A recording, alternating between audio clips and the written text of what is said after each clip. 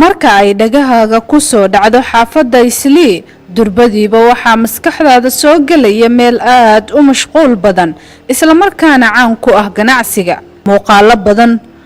ee aad horaan u daawatay waxa laga yaabaa oo kaliya inaad aragtay ganacsi ka socda Islii iyo burburka wadooyinka ka muuqda iyadoo taasi ay jirto haddana Islii waa xaafad aad u weyn oo isugu jirta deegaan iyo suuq ganacsi oo ay u soo adeeg tagaan malaayiin dad ka soo jeeda dalal kala duwan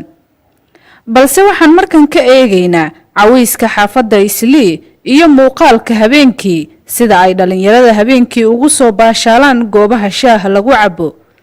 halkan waa wado ay ku yaalaan goobaha shaaha lagu cabo oo aad u fara badan dhowrkii tallaabo ee aad qaado waxaad arkaysaa goob ay dad fara badan fadhiyaan oo ay ku caweynayaan dhalinyarada oo ka hadlaysa sida ay habeenkii ugu soo baxaan cawayska ayaa waxa ay yiraahdeen السلام عليكم ورحمة الله تعالى وبركاته مقعيق وعبدكريم عبدي وكنا الحافظة إسلي ما شاء الله سيدا أركتان بوا عويسكا حافظة إسلي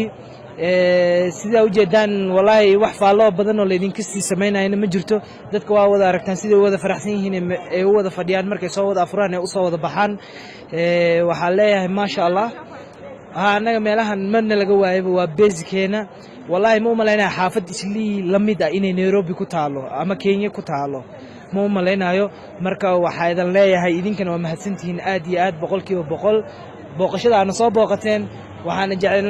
ليسن لها مر والبينا سيدا نصاب بوقتان وفرحتين نلو ذاكتان وما هسنتين. السلام عليكم ورحمة الله وبركاته مقعي ومحمد أحمد حسن waxaa inta laga gaaray taraawixda inta la gaarin meeshaan ku yar caawina taraawixda markii la soo tukadana meeshaan ay imaana waa ku yar ilaa 4 saac ilaa 5 saac kadib xaafadeena u galbanaa cawiiskan sidaas u dhaca magaalada juugeedu way fiican tahay Isliina waa xaafadeena Islii ma sha Allah way kala socotaa waa Islii way nabad badan tahay nabadeedana waa 100% magacaygu waa Bashiir Cabduqaadir Maxamed ku nool xaafadda Islii runaantii sida hadda ka arki kartaba dhalintu aad bay u mushaaxaysaa